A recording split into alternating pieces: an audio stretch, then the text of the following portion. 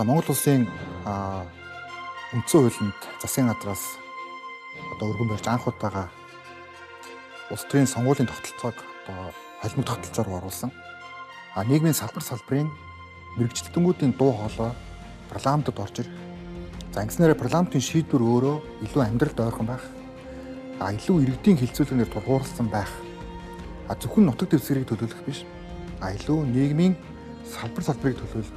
Төр иргэнийг холбох гүүр байх гэдэг агуулгаараа олон намуудын дуу хоолой орж ирнэ гэсэн үг. Хувь танилцуулна гэдэг нь өөрөө нийгмийн салбарын дуу хоолой орж ирнэ гэсэн үг. Хувь танилцуулна гэдэг нь нийгэм өөрөө идэвхтэй байна гэсэн үг. Хувь танилцуулна гэдэг нь төрийн эрх барих, дээд байгууллагт ард түмэн ойрхон байгаагаа мэдрэх мэдрэмж гэсэн үг. Миний хувьд бол энэ одоо чиглэлээр сүүлийн 8 жил бас их сургуулийнхаа багшийн хуваарч гэсэндээ ажиллаж байгаагийн хувьд өөрийн хувь нэмрийг оруулж чадах юм болов гэдэг үндслээр дуу хоолойгоо хүрэхээр хөгжлийн бэрхшээлтэй иргэдийн төлөөлөл болоод энд зогсож байна. Хөгжлийн бэрхшээлтэй иргэд маань парламент дотор орж ирж хүчтэй дуу хоолой болж манлайл үзүүлэх боломж 76-таа одоо энэ мажоритар тогтолцоогоор бол бас боломжгүй байсан. Өнөөдөр бас тогтолцоо өөрчлөгдөж байгаагийн шинэ 30 жил эхэлж байгаагийн бас нэг том илэрхийлэл бол хөгжлийн бэрхшээлтэй иргэн парламентод орж ирж бүх эрх зүйн орчин дээр нөлөөлөх, хөгжлийн бэрхшээлтэй иргэдэд манлайлах, нийгмийг өөрчлөх, нийгмийн харах цонхыг өөрчлөх. Энэ том боломж бүрдэж байгаагаараа энэ өөрөө маш чухал. Сарын чулуунаа сонгосон. За сарын чулуун бол надад хамгийн сэтгэл төрүүлсэн зүйл юу вэ гэвэл удахгүй доктор хамгаалж байгаа. За докторийн сэдв нь бол аз жаргалын индекс. Аз жаргалын индексийн суурь өөрөө юу вэ гэвэл нийгмийн хорилцоо. Хүн бүхэн тэгш гэдгээ мэдрэх, хүн бүхэн оролцож чадах, хүн бүхэн салбартаа төлөөллөө илэрхийлж чадах, энэ төлөөллүүд хоорондоо зөвшөлдөж чадах нийгэм бол аз жаргалтай нийгэм. Сайн байна уу? Намайг Отхон хөвгтөө Сарын чулуун гэдэг. Би 1981 онд төрсөн. Нийгмийн ажилтан, нийгмийн эрүүл мэндийн судлаач мэргэжилтэй. 13 настай байхдаа мориноос унаад нэг хөлөө гэмтэж тайруулсан. За тэрнээс хойш хөгжлийн бэрхшээлтэй иргэдийн төлөөлөл болоод энд сургуульд сурж, ажил хийж, гэр бүлтэй болж энэ нийгэмд хөлөө олох гэж олон жилийг туулж байгаа ийм нэг хүн байна. 2014 онд Америкт суралцж байхдаа надтай адилхан хөлгүй, эсвэл гаргүй, эрүүл мэндийн асуудалтай хүмүүс спортоор гүйцэтгэр нийгмийн амьдралд идэвхтэй оролцож байгаа хүмүүсийг хараад манай улсад ч гэсэн бас ийм зүйл байх хэрэгтэй гэж бодсон. За тэгээд 2014 онд сошиал медиа Facebook дээр хүмүүсийг надтай гүйхүү гэх ийм аян өрнөсөн.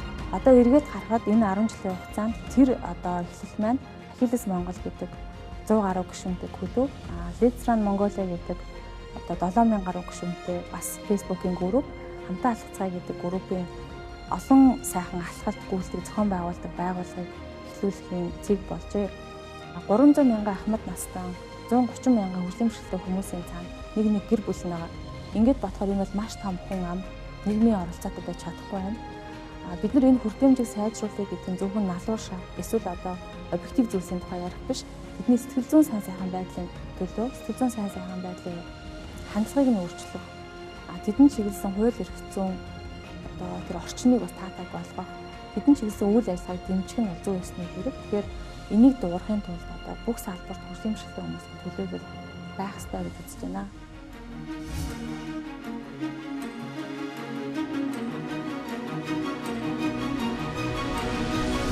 Ерөнхий сайдаа багаар нь дэмжи. Монгол ардын нам.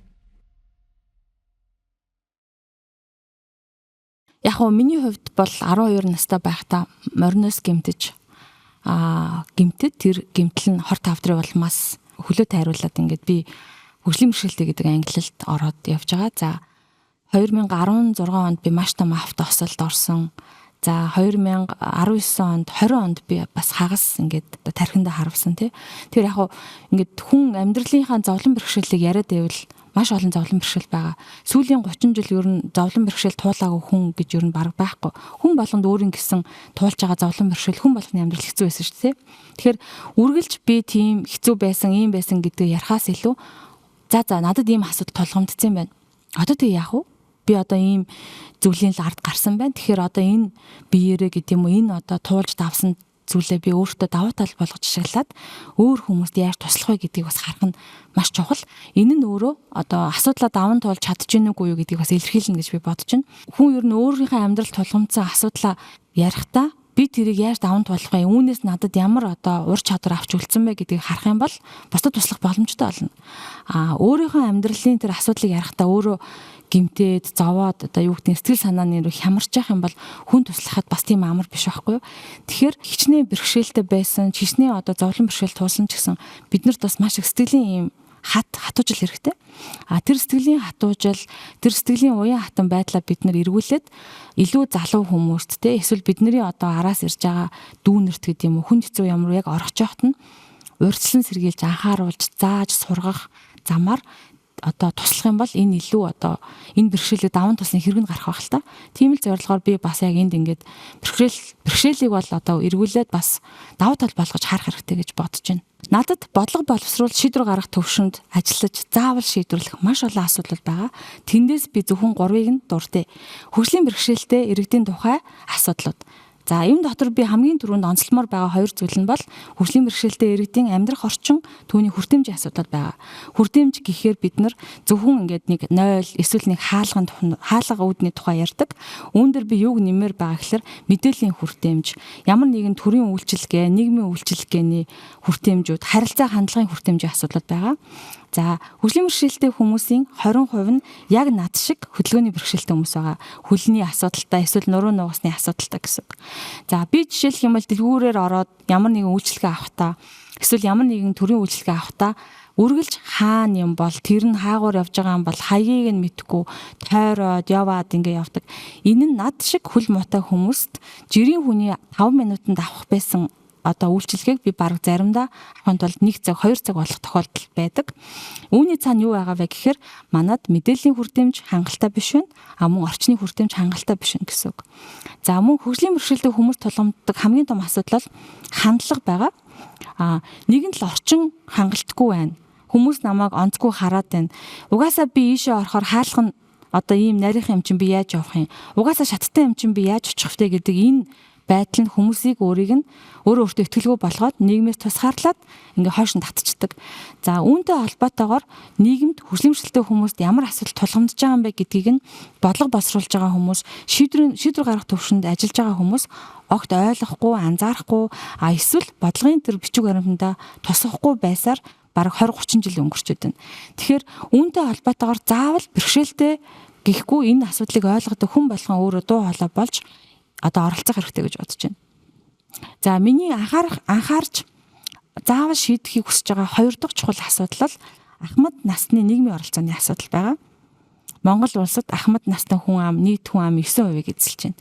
Монголд 10 ахмад тутмын 6, 7 эмэгтэй ахмад наснууд байгаа.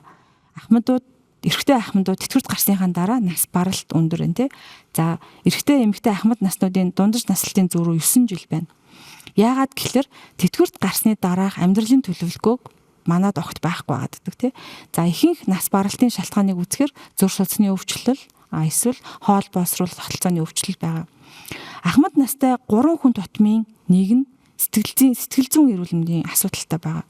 Жишээлх юм бол ганцаардал, сэтгэл готрлын асуудал маш түгээмэл байгаа. Гэтэл хэдийгээр ахмад насны тухай хуулинд ахмадын сан гэж бий болгоод байгууллага болгон ахмадуудад чиглэсэн үйл ажиллагаа явуулахаар тусгагдсан боловч тэр нь зөвхөн нэг удаагийн баяр ёслол тэмдэглэлт үйл ажиллагаанд зарцуулагдаад яг ахмадад хэрэгцээтэй байгаа нийгмийн оролцоог дэмжих тэр сэтгэл зүйн хэрэгцээнд нь чиглэсэн үйлчлэгээ дутагдaltaй байгаад байна.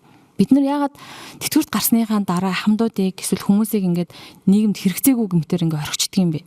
Ахмад настай хүмүүс ч өөрийн гэсэн амьдралын туршлагатай тэдэнд чаддаг зүйл нь маш их байгаа.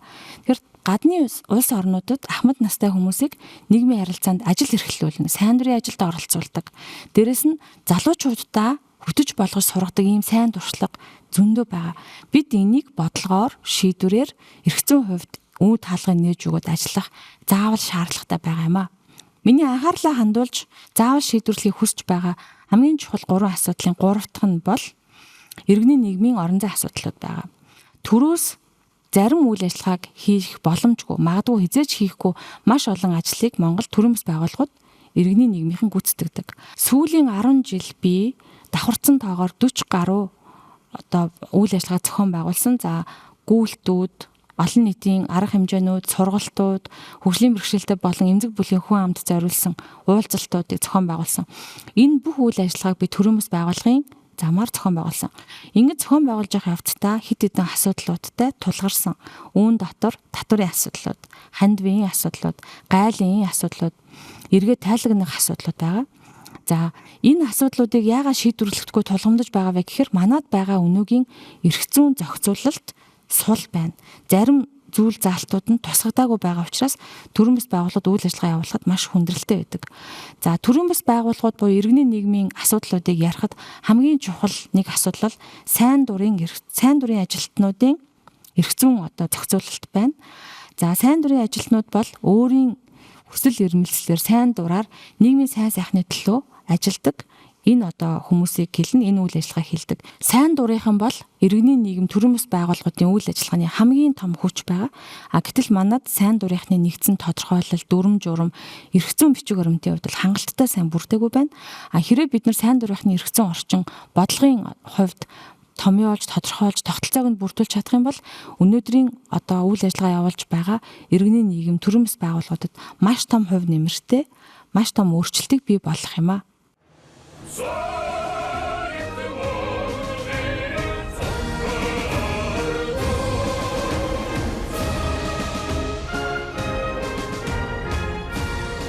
Ард түмний ялалт. Улсын хурлын сонгуульд Монгол Ардын намаас жагсаалтаар нэр дэвшигч Отгоны саран чулуун. Монгол Ардын нам. Ерөнхий сайдаа Багаарын дэмжээ.